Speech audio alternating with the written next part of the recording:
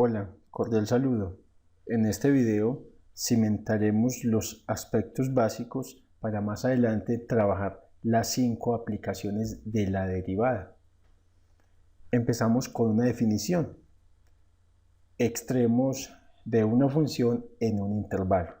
Una función f definida en algún intervalo i que contenga AC, es decir, que C pertenezca al intervalo i. Por lo tanto, el dominio de la función va a ser dicho intervalo. La función evaluada en el punto C es un mínimo de f en i si al evaluar dicha función en C se obtiene el menor valor posible de toda la función en ese intervalo.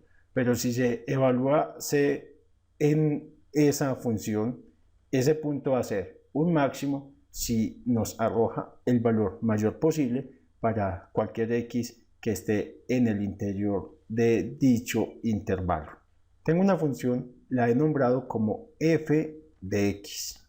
Esa función tiene dominio a, d, es decir, el intervalo es igual a d. La función evaluada en a me da este punto, por lo tanto, ese corresponde con f de a. Al evaluarlo en b nos da este punto. Voy a llamarlo simplemente L. L es igual a f de b. Porque hay otro punto, que es el punto D, que también corresponde con el mismo valor en y. Por lo tanto, L, que es igual a f de b, también es igual a f de d. En este punto, C, al evaluarlo, obtenemos una correspondencia en y, que sería f de c. Fijémonos en el eje y. El valor máximo obtenido es L. Por lo tanto, este, que es f de b o f de d, denotado como L, va a ser el máximo. No existe otro valor que al evaluarse en la función den un valor más grande que ese L. Siempre obtenemos números más pequeños comparados con ese L, por lo tanto L es el máximo. De todos los valores que obtenemos en la función, tenemos que este, f de c, es el mínimo. F de c es el menor valor posible de toda la función. Y L es el máximo porque f de b, que es igual a f de d, igual a L, es el mayor valor posible de toda la función en el intervalo. Para esta función lineal decreciente, si la evalúo en a, este punto es g de a, ya que la función se nombró como g. Evaluada en este punto nos da un g de b. Acá. Mirando el eje y, tenemos que este es el valor máximo. Este sería un máximo para el intervalo, ya que no hay otro punto que sea mayor a este, es decir, g de a es el mayor valor posible para toda la función, y g de b es el menor valor posible para cualquier punto evaluado en la función, que es g de x. Ejemplos que nos ayudan a comprender algunas sutilezas que pueda tener la definición. La definición me dice que debe haber un intervalo cerrado que contenga al punto C, que se espera que sea un máximo o un mínimo. En este caso, hay un máximo para la función f de x definida como x2 más 1 en el punto 2. El punto 2, que corresponde con 5 en el eje vertical, tiene un máximo, ya que la función evaluada en 2 es el mayor valor posible para f de x en el intervalo, y la función evaluada en 0, f de 0, es el menor valor posible para la función en el intervalo, por lo tanto es un mínimo. La función anterior con una variante. El intervalo va desde -1 a 2, pero no es un intervalo cerrado como en el caso anterior, sino que es abierto. En este caso, esta función no tiene un máximo, solo tiene un mínimo. ¿Por qué diríamos que no hay un máximo? Porque el 2 no se puede tomar y un número pegado a 2 podría ser el 1.9, pero también podría ser 1.99 o 1.999. Como no hay un valor exacto en el intervalo, no podríamos asociarle un valor máximo. La función solo tiene un mínimo, pero no tiene un máximo. Otra variante. Si tenemos una función, la misma función que antes mencionamos, con algún cambio.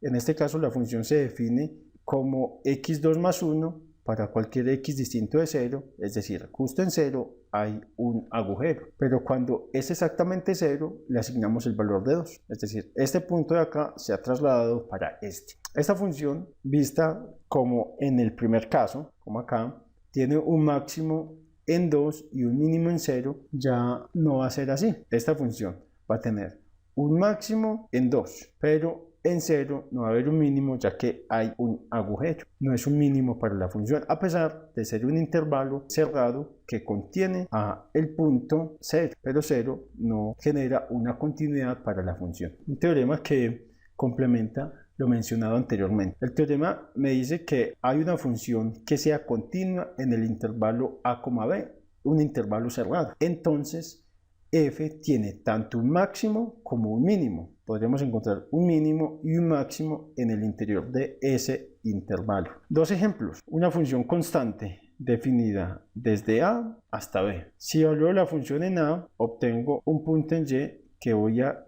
generalizar como L. Si evalúo la función en b, obtengo ese mismo punto. Este punto es el máximo, ya que la función evaluada en cualquier punto que me arroja ese L, este L es el mayor valor posible para cualquier otro punto de la función, mayor o igual. Se cumple la igualdad para esta situación. También es un mínimo. ¿Por qué? Porque ese L es el menor valor posible de la función. Coinciden un máximo y un mínimo. La función j de x, una función decreciente también definida en un intervalo a, b. Recordemos que estos intervalos son cerrados, que es una de las hipótesis que se debe cumplir para el teorema. Si evalúo la función en a, obtengo un punto en y llamado j de a. Y si evalúo la función en b, obtengo un punto en y llamado j de b. Notemos que j de a es un máximo local, un máximo relativo. ¿Por qué? Porque la función me da el mayor valor posible para cualquier otro punto en el intervalo. Y j de b es un mínimo, ya que la función evaluada en b me da el menor valor posible de cualquier otro punto de la función en el interior del intervalo. En este caso son distintos los máximos y mínimos, pero están presentes. En este caso, en el caso de h, el máximo y el mínimo coinciden. Definición de extremos relativos. Un máximo relativo, un mínimo relativo. Un máximo relativo es un punto tomado en un intervalo.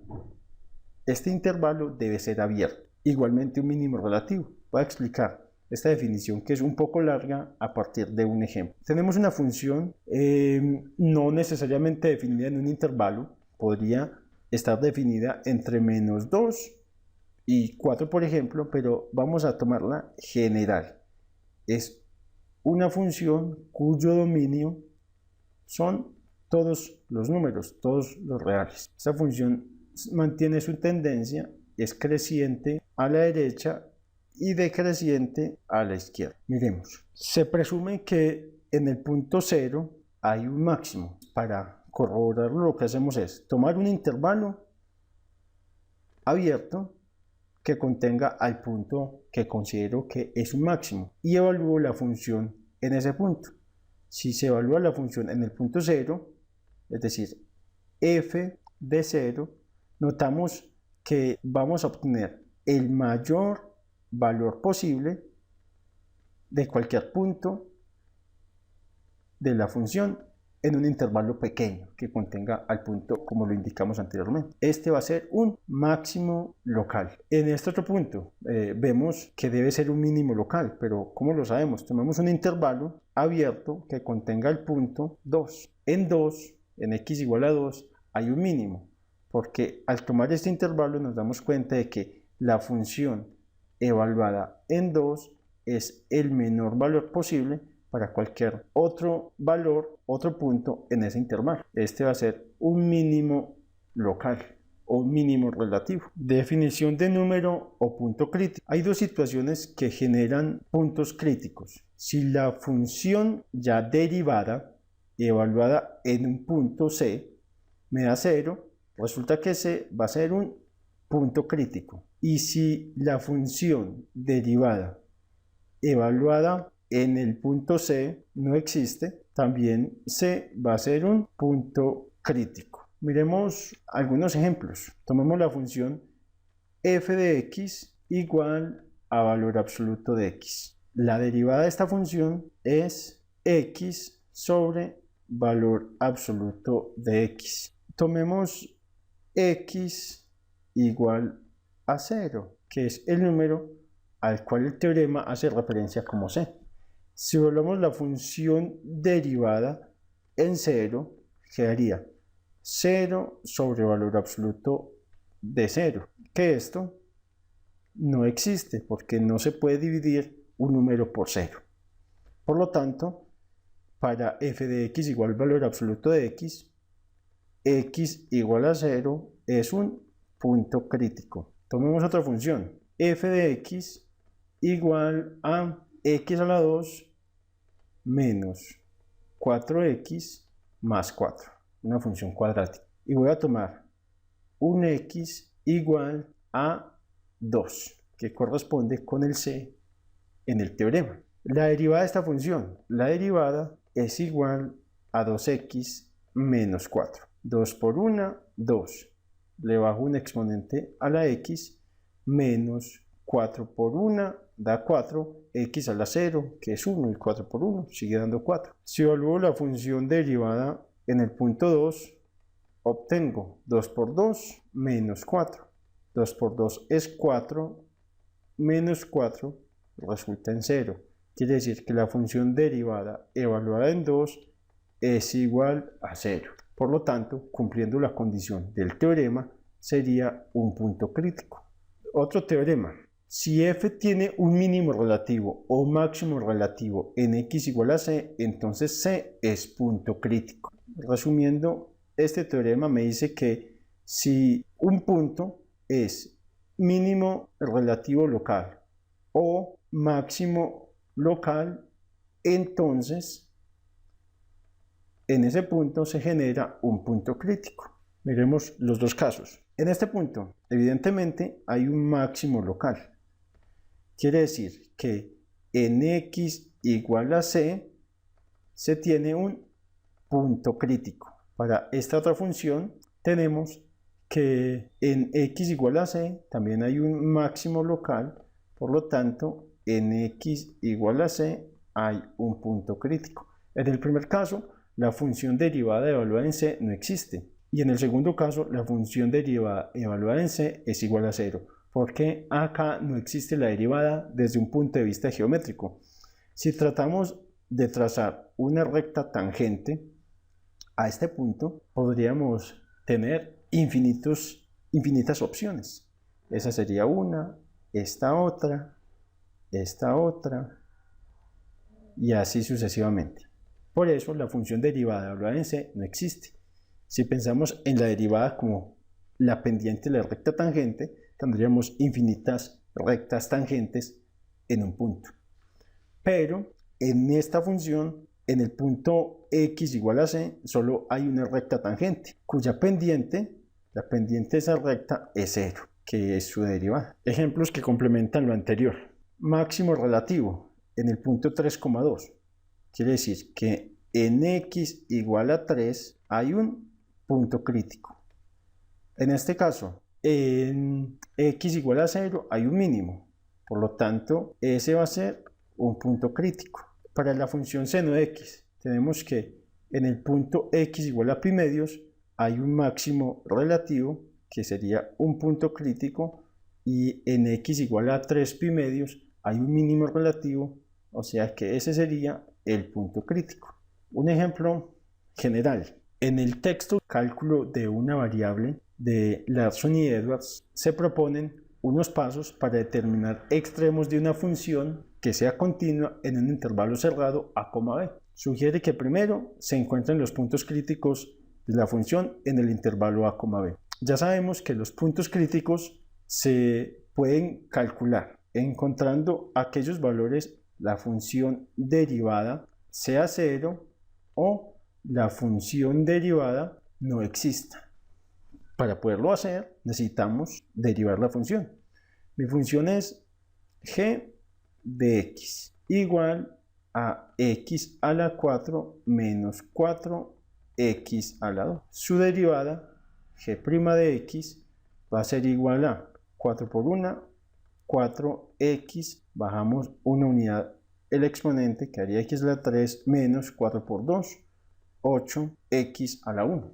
Calculemos para el primer caso valores que generen que la primera derivada sea 0, es decir, donde 4x a la 3 menos 8x es igual a 0.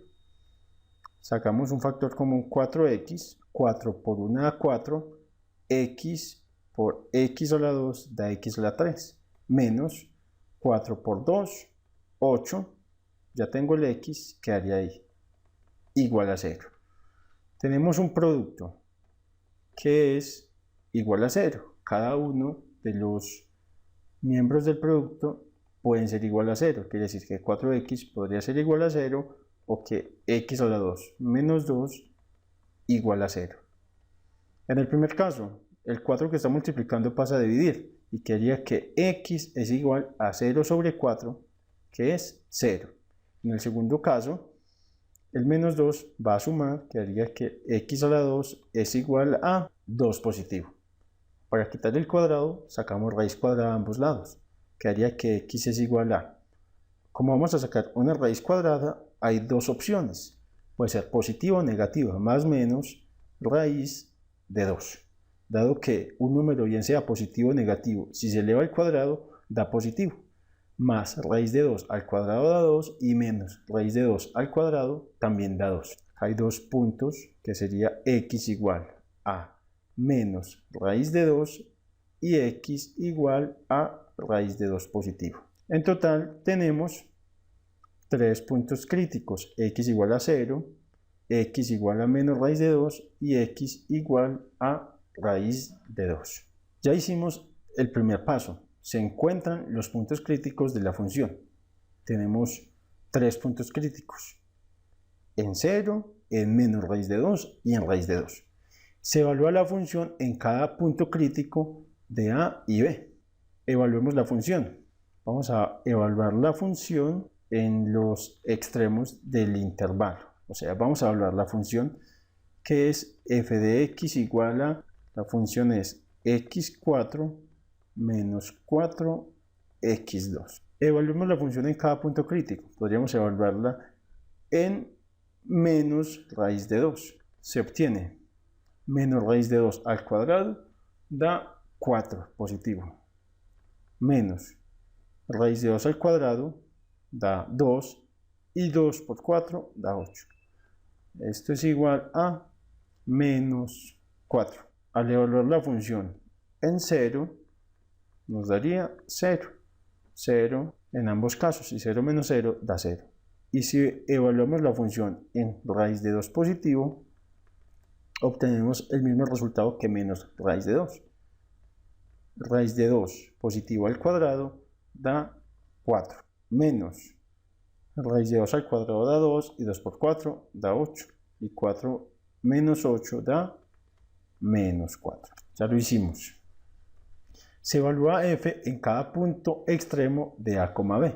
Los puntos extremos son menos 2 y 2. Evaluemos en menos 2 y 2. La función evaluada en menos 2 es igual a menos 2 a la 4 sería 16. Menos 2 al cuadrado da 4 y 4 por 4 da 16. Eso es 0. Y si evaluamos la función en 2 positivo, quedaría 2 a la 4 que es 16 menos 2 a la 2 que es 4 y 4 por 4 da 16. De nuevo resulta en 0. Y el último, el más pequeño de estos valores es el mínimo y el más grande es el máximo.